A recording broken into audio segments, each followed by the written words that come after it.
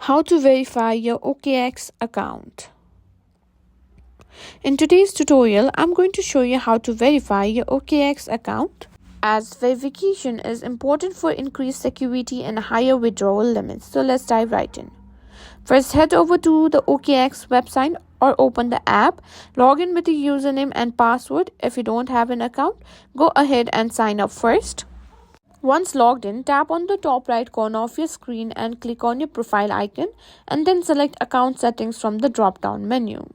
In the Account Settings menu, look for the Verification or Identity Verification tab. Click on it to start the process.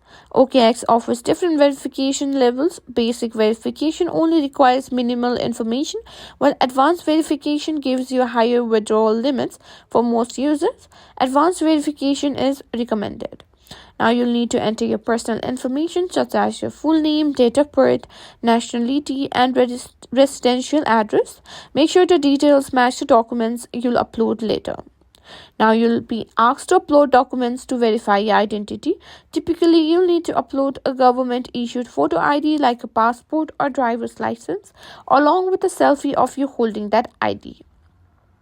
Now, after submitting your information and documents, your application will be reviewed by OKX security team.